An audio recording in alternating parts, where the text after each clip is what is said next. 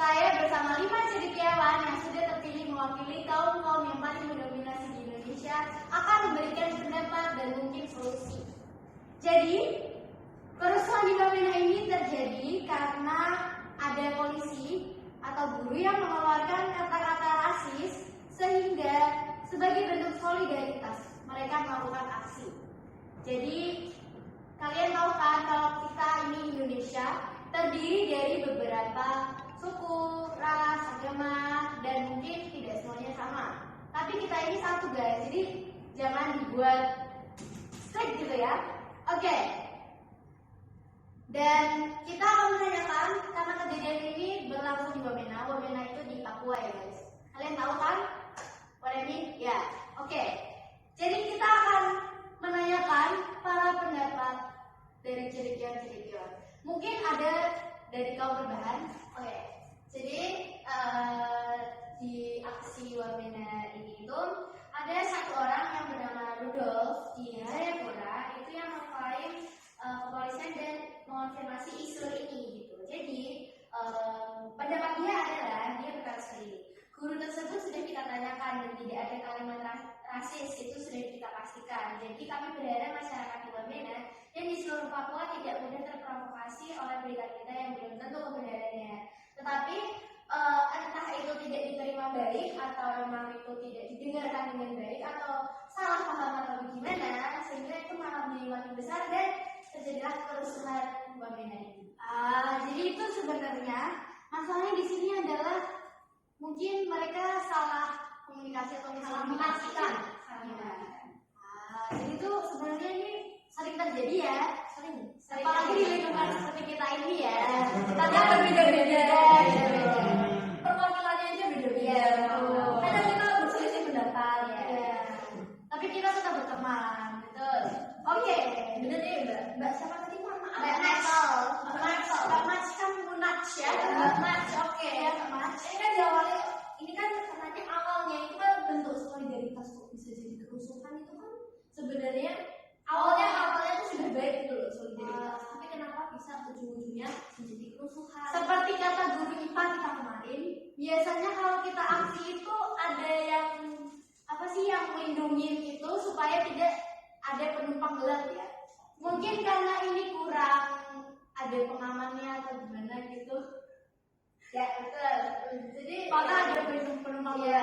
Dan ini juga katanya terjadi waktu pas kemerdekaan Indonesia, itu. Jadi di saat-saat dimana kita harus hidup bersatu, kalau kemerdekaan Indonesia kita malah tercerai-berai. Ya betul. Ada kesalahpahaman dan segala macam. Oh iya, bagaimana? saya tuh suka banget kalau lihat mukanya bapak tiktokers ya. Jadi Mas Natang ini, kenapa Mas? Menurut Anda bagaimana apa yang harus kita lakukan untuk meminimalisir kejadian atau kerusuhan seperti ini, gitu Mas? Jadi kita tidak perlu melakukan apa-apa.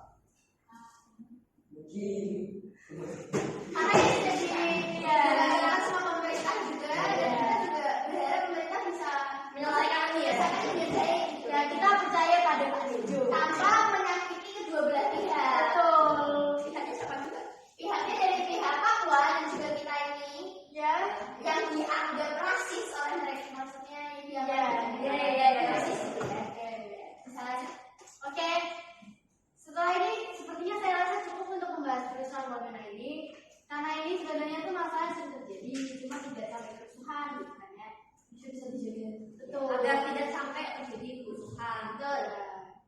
Oke, selanjutnya ini sangat-sangat menggemparkan dunia, bahkan sampai diposting dan banyak sekali teman-teman saya yang memposting snapgram ini tentang masalah ini. Ya, tentang kabut asap itu bagaimana menurut kalian para cendekiawan yang saya sayang? Oh ya, gimana Bapak halusinasi? Kenapa Anda tertawa ya? Ya, tentang kabut asap ini kan tentang semuanya yang kebakaran hutan terjadi di Sumatera dan Kalimantan. Dan kebanyakannya karena alasan alam seperti kekeringan, karena habis dari musim panas yang tahun ini sangat panas ya. Iya betul. Tahun ini terdapat kebakaran hutan, tapi sudah banyak yang sekarang lebih ke faktor gara-gara kita para manusia. Karena saluran yang main-main seperti ingin mau membakar hutan untuk membuat sebuah industri, tapi ternyata pembakarnya itu tidak dapat dikendalikan, malah bakar berhektar-hektar dan membuat banyak asap dan kabut. Dan asap itu pindah ke negara sebelah, antara Malaysia, Singapura, termasuk Brunei. Dan negara-negara itu negara-negara itu banyak yang komplain dengan kita. Jadi Mas, boleh saya minta pendapat dari kaum gamers? Ya ini kaum gamers dan kaum tiktokers. Mana suaranya gitu loh? Silakan Bapak. Kebakaran ini terjadi di Kalimantan dan Sumatera.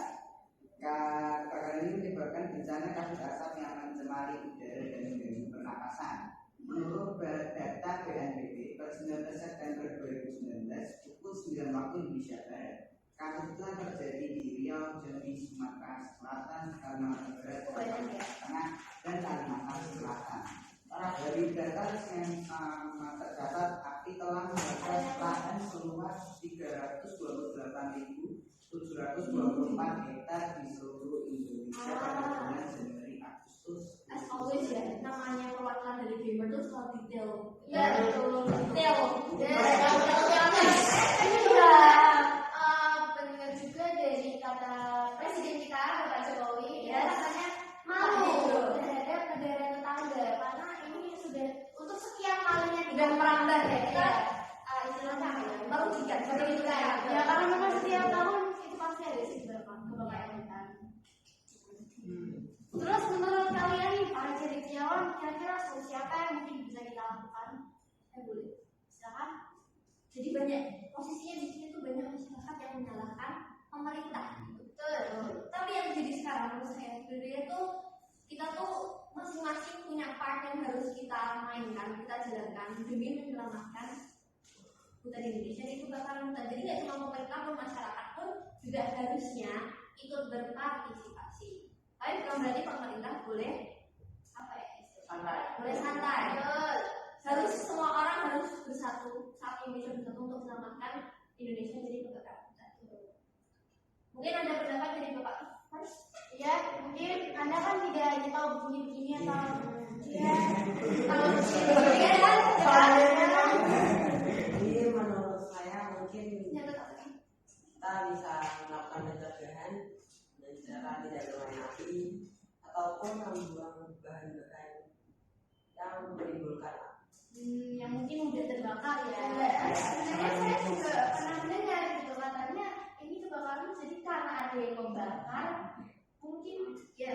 Ini menurut datanya hingga 16 September 2019 polisi memang sudah menetapkan 185 tersangka atas diduga adanya praktik land clearing atau pembersihan lahan ya. Mereka tuh memanfaatkan cuaca yang panas ini musim kemarau ini untuk bakarin kambing hitamnya ya. Oke. Kita mungkin cukup untuk membahas kerusuhan fenomena di kabut asap. Sesi 1 sekarang berakhir. Kita akan lanjut lagi setelah jeda daripada berikut ini.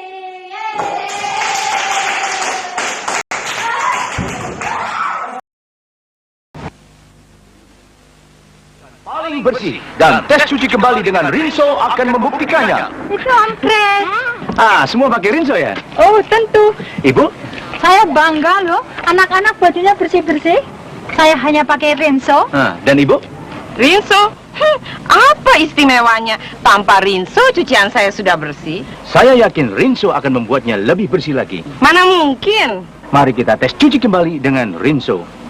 Buat larutan Rinso, lihat busa superaktifnya, dan kita cuci kembali. Nah, bagaimana hasil cucian Rinso? Mas Kris, betul-betul lebih bersih. Inilah sebabnya Rinso menghilangkan kotoran yang ditinggalkan bahan pencuci lain. Kalau begini, saya beralih ke Rinso. Terbukti kan? Iya. Belum pernah saya lihat bersih seperti ini. Tes cuci kembali membuktikan Rinso membersihkan paling bersih. Kembali lagi di Matamu Nas. Oke, iya. Jadi di sesi kedua ini kita akan khusus membahas tentang rancangan undang-undang yang kemarin sempat menggembarkan warga Twitter, terutama ya sampai ada hashtag ya. Saya lupa nama hashtagnya apa. Betul. Oke. Tentang fokus aja sampai betul. Ya, kaum rebahan betul. Tanda-tanda Indonesia belum begitu. Betul. Kaum rebahan sudah turun. Ketika kaum rebahan sudah berdiri. Ketiga orang yang sebenarnya apatis tentang politik ikut turun sama. Betul. Maksudnya Indonesia dalam. Kita harus menyelamatkan Indonesia kita. Negara runtuh. Udah mulai. Jadi RUU KPK ini sebenarnya apa ya? Ada yang bisa dijelaskan mungkin? Jadi ini tuh ada satu hal masalah yang kontroversial bersamaan dengan RUU KUHP yang mungkin bisa kita bahas ya. Jadi di sini tuh ada banyak sekali UU yang direvisi. UU yang direvisi. Jadi kalau UU direvisi tuh yang nanti bisa menyetujui itu kan DPR.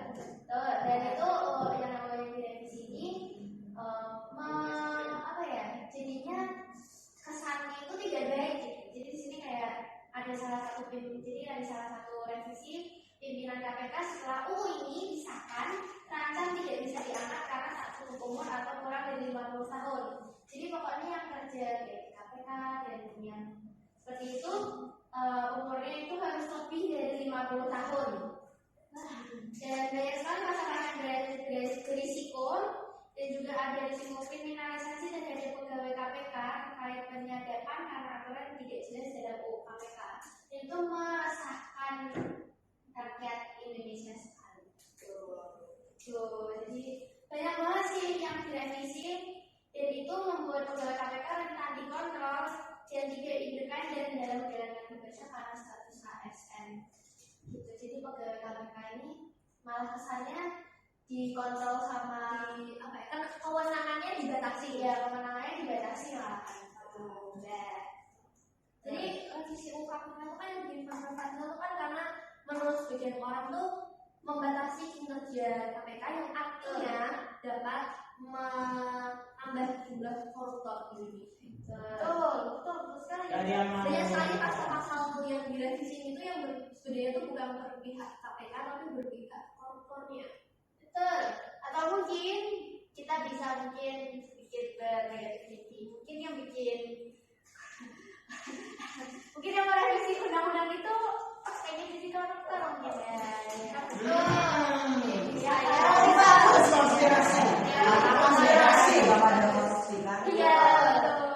Jadi yang kita rasakan terus sekarang ya. Iya, benar. Itu 500 aja. Kalau makanya sendiri itu banyak ya. Saya baca di sini tuh katanya kalau KPK ingin melakukan penyadapan tuh izinnya tuh ribet gitu. Jadi kan mungkin dengan izin ribet tuh harus izin ke A, ke B, ke C itu kan di setiap pihak hampir semua pihak tahu gitu loh apa yang dilakukan. Jadi bukan operasi rahasia lagi, jadi lebih mudah ketahuan. Betul, nanti dia bisa cari siapin mungkin barang bukti palsu atau apa biar dia nggak masuk penjara. Apa bisa malah koruptor di Indonesia malah makin bertambah gitu ya. Betul. Itu yang tuh ya. Adanya cuti hukuman bisa mending itu liburan cuti. Karena sekolah gitu ya. Sekolah Bebas terus pas penjara lagi. Ya mereka cuti, jadi kayak kamu mau penjara berapa hari cuti gitu. Maaf, itu pekerjaan gitu ya. Bisa sama juga ya. Bener-bener ya. Kan aturan reformasi gitu. Bener-bener banyak loh. Betul. Bukan pekerjaan. Betul. Semua pekerjaan. Ini menjalankan aturan reformasi gitu. Kita ingin keras. Bagi yang koruptor ya. Mungkin kita bukan menyindir tapi kita menolak. Siap menolak. Apa kayak gitu bahasa? Kita bukan menunda tapi kita menolak. RUU KPK ini. Yang kontroversial. Yang kontroversial. Menurut kita yang bisa dinalar lah. Dilarang.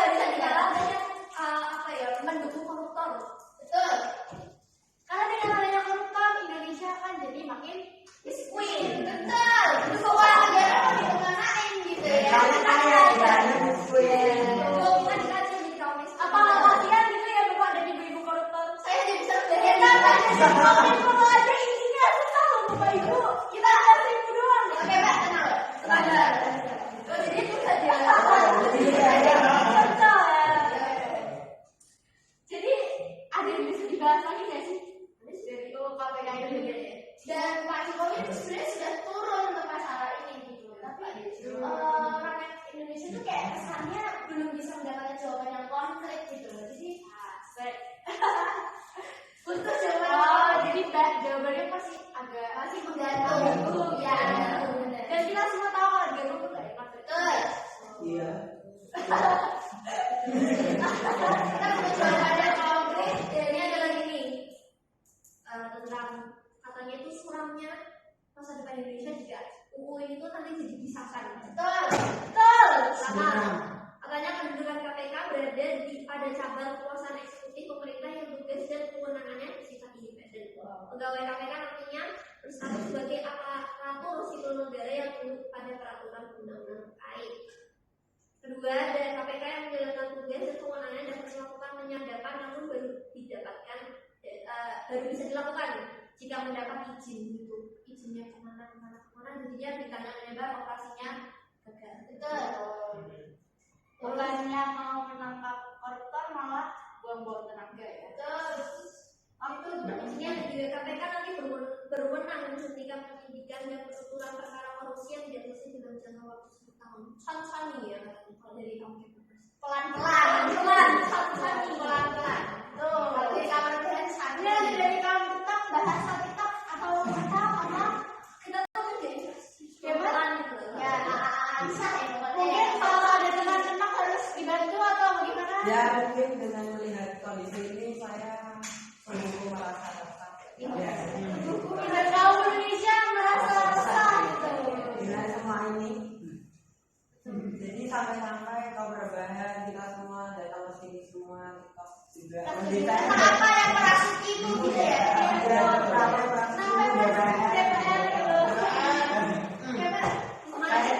Saya mendengar TikTok di rumah. Demonstrasi dari para mahasiswa juga kan? Ya, parah itu.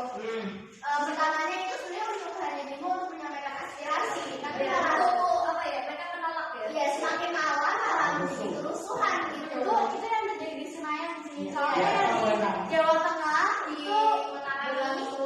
langsung cukup baik karena Gubernur kami tercinta Ganjar Pranowo datang langsung menyampaikan orasi gitu ya.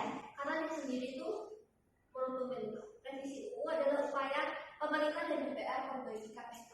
Entah, mungkin mereka menganggap KPK itu ada yang kurang, tapi mungkin menurut kita ya itu bukan salahnya.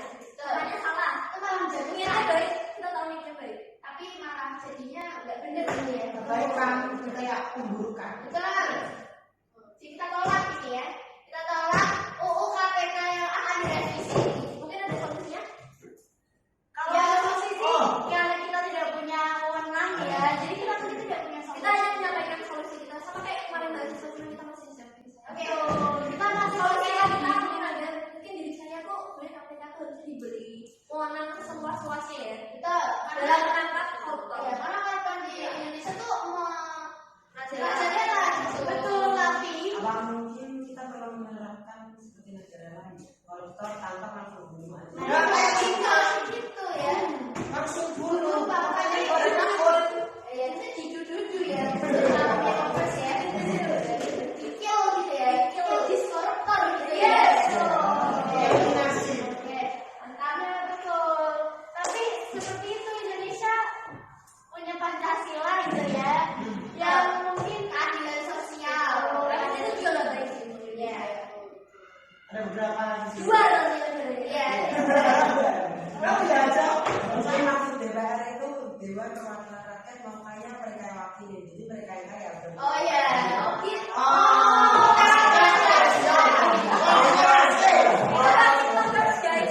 Mau miskin, nggak mungkin mau miskin. Tapi kalau di penjara lapak suka miskin ya. Saya ada tambah. Oh iya, Oke, kita akan kembali di sesi 3 untuk membahas RUU KUHP. Setelah jeda pariwara berikut.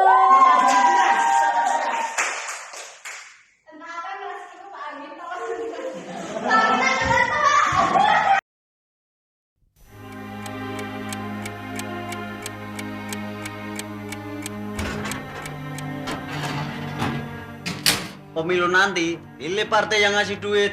Biar nggak berduit. Kalau saya pilih partai yang baik, siapa tahu keadaan jadi lebih baik.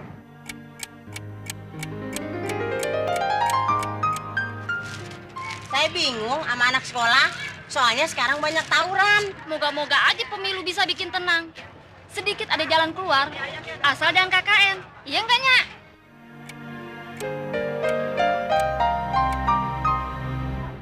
Daerah yang punya hutan, malah daerah yang tidak maju. Miskin lagi.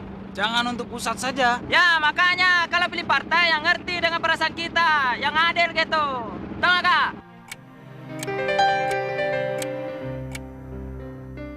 Pilih partai apa, Pak, pemilu nanti? Kurang lagi ora yo. Main paksa lagi ora, Pak yo. Soalnya dulu kita kan harus manut atasan. Loh, sekarang zaman baru, Mas. Sebelum dipaksa-paksa, kebebasan itu kan kita yang bikin, ya toh?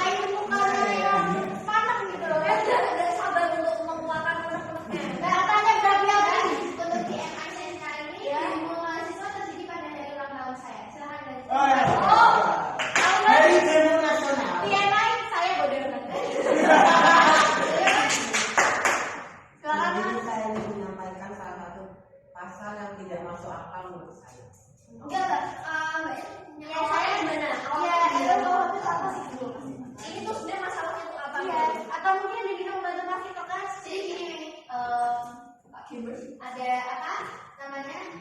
Sebenarnya mahasiswa jadi ada di awalnya sih kan gratis itu diluncurkan gitu dan dipublish dan banyak sekali pasal-pasal yang sangat-sangat melemah yang katanya kita tuh harus punya hukum sendiri karena ini masih ada hukum kolonial gitu ya. Makanya ini tuh satu pemerintah tuh untuk mengganti undang-undang kita tuh agar undang-undang kita tuh karya anak bangsa, bukan karya dari negara yang berbeda kita dulu. Iya, dan karya bangsa malah menurut pemerintah itu kita tolak, tapi itu sangat nyeleweng gitu kan. Ada beberapa ini, tidak semua kontroversial, ada beberapa yang menurut kita tuh sangat dan sebenarnya revisi dan sekarang revisi itu sudah dilontarkan atau sudah diberikan kepada DPR karena sekjen dari mahasiswa-mahasiswa di seluruh Indonesia tanggal 19 September. Tapi sama sekali tidak ada jawaban dari kantor DPR selama beberapa hari itu, sehingga tanggal 24 September para mahasiswa itu menyampaikan aspirasinya dengan demo. Dan bukan di ibu kota saja, di kota-kota lain kayak Semarang, Palembang, di mana seluruh Indonesia. Indonesia dan banyak sekali dari luar Jawa pun datang ke Jakarta. Betul. Ya, ada hashtag Gedayan memanggil. Hashtag kontroversial kali ini ya sangat-sangat menggemarkan gitu. Saya sangat peduli sama politik gitu. Dan ini namanya kaum infopers kan biasanya ngurusin cuma dia udah sama masalah itu. Sampai kita tuh kaum-kaum yang sebenarnya tidak masuk ke politik itu tuh betul. Saya tiba-tiba terbangun dari tidur saya. Jadi dimulainya mengangkat pantat dari kasur ya. Dan ini kan menjadi sorotan ya, trending topik juga. Dan sekarang pun masih menjadi trending di Twitter. Dan ya ini sangat kontroversial sekali gitu ya. Mungkin presiden kita, saya menambahkan presiden kita sebenarnya udah bilang gini ya, nanti apa KUHP itu bakal ditunda bisa ada merevisi rancangannya beberapa yang kontroversial tuh katanya mau dipikirkan kembali ya, tapi mahasiswa itu tidak mau itu dan tapi ditolak, dia dibatalkan bukan ditunda gitu sampai periode selanjutnya kan, karena ini sudah sampai sudah diganti, sudah lagi paripurna tugas ya betul. Mungkin ada tambahan atau gimana, Oski? Selain menolak beberapa rancangan BLE, dua isu yang menjadi sorotan utama di mahasiswa di semua kota ialah RUU KUHP dan UU KPK yang tadi sudah kita bahas. RUU KPK telah disahkan DPR, sedangkan RUU KUHP dan RUU Permasyarakatan semula akan disahkan pada Selasa. Namun DPR RI memutuskan menunda pengesahan dua RUU itu setelah ada usulan dari Presiden Jokowi. Oke. Jadi di sini aku juga mau mengucapkan beritahu apa sih pasal-pasal yang kita ada tuh. Salah satunya ada penghinaan presiden. Kalau misalnya ada masyarakat yang mau mengkritik atas kinerja pasal ini pasal 218 iya kepada penghinaan presiden, wakil presiden dan juga pemerintahan itu di penjara, didenda gitu kan. Terus habis itu ada yang wanita tidak boleh pulang malam di atas jam 10 gitu, dan itu kalau misalnya untuk yang kerja sampai malam itu bagaimana gitu, kita nggak pada tempatnya gitu ya, gelandangan di denda 1 juta, dan kalau misalnya masih ada gelandangan itu berarti belum merata kan, belum merata sekali.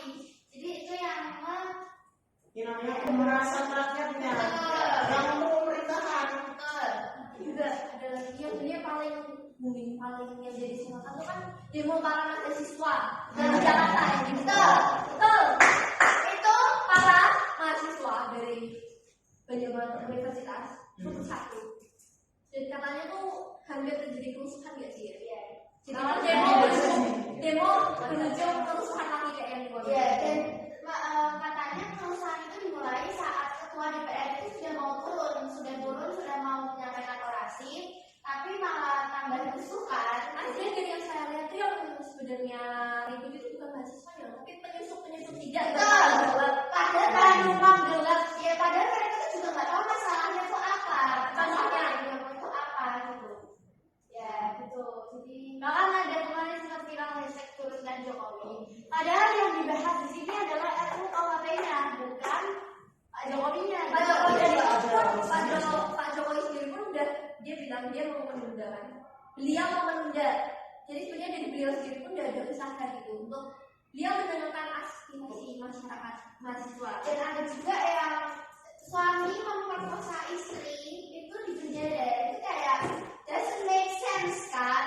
Ya sebenarnya dari sisi kewanitaan gitu ya. Dari sisi perempuan mungkin ada ya, kalau yang undang-undang itu mungkin masih masuk akal. Ada banyak kekerasan yang terjadi dalam rumah tangga ya. Iya, mungkin bukan kakak biasa yang luar biasa gitu kan ya. Akhirnya saya membuat cerita untuk ini. Jadi ketika suami memperkosa istri, suaminya di penjara. Lalu istri kan bekerja demi anaknya, jadi pulang malam di penjara lagi, lalu anaknya menjadi gelandangan. Jadi judulnya bertemu di penjara. Penjara di Indonesia akan banyak sekali keluarga berkumpul sudah menjadi satu. Nanti komplek penjara bukan rumah lagi nanti ya. Itu bukan hubungan berbeda. Kan banyak kamar bahan. Saya merasa kasihan. Nanti saya jawab pendapatan lagi untuk kamar bahan. Karena ada beberapa dari RUU sendiri yang itu sendiri itu yang nggak kontroversial ya. Menurut kita memang pas. Kalau yang tentang penghinaan bendera memang kita nggak boleh menghina bendera negara sebagainya. Nggak semuanya kontroversial. Jadi kita harus kalau yang apa sih yang memberi makan ayam. Oh yang udah sama hewan itu nggak boleh lewat di halaman rumah orang. Kalau dapat dirampas. Hewan ternak yang dilibatkan dalam pelanggaran ini dapat dirampas dan tidak ada. Menolak ya, bukan ingin menunda gitu, menolak semua ini. Jadi masih ada pemerintah yang lain tentang segala ini, ya kita tetap menolak. Oke, terus pada ceritaan ini ya, adakah solusi yang bisa kita lakukan selain aksi mungkin Ya kita sebagai murid SMP ya bisa apa? Ya kita sebenarnya hanya menunggu jawaban dari pemerintah dari petinggi negara. Tapi karena beberapa RUU sendiri itu bahkan untuk murid SMP itu kadang-kadang merugikan gitu. Ada beberapa merugikan kita yang pulang nggak boleh malam, terus ada yang hewan tadi, and then yang aborsi, pidana terhadap agama itu juga ada. Lalu pelanggaran HAM itu banyak sekali sih. Pasal-pasal yang menyeleweng dari itu pelanggarannya pemerintah sendiri itu Pak Jokowi itu sudah baik gitu. Mau menunda itu sudah baik. Betul. Mungkin bisa dipikirkan lagi. Betul. Dari Bapak Gamers. Betul ya. Bapak Gamers. Sama kita solusi yang bisa dipikirkan untuk tidak sampai. Ya mungkin Anda nanti setelah SMA menjadi anak STM gitu. Itu nggak ada ya, karena saat SMP belum diterapkan. Bukan memang sudah nggak jadi, karena bahkan perusahaan balik dulu kemarin itu mahasiswa sampai polisi melakukan pakai alat-alat sosial kayak water cannon, gas air mata, sampai kabarnya ketua DPR kena juga ya. Ada di Twitter itu katanya gas air mata dipakai itu sudah expired. Betul. Karena itu baik sampai sebenarnya bisa dicari itu hoax atau benar? Itu beneran. Oke. Salah Pak. Kalau di sini sampai yang kita yang paling parah yang sering dinamakan STM. Oh itu STM. Turun tangan masuk ke dalam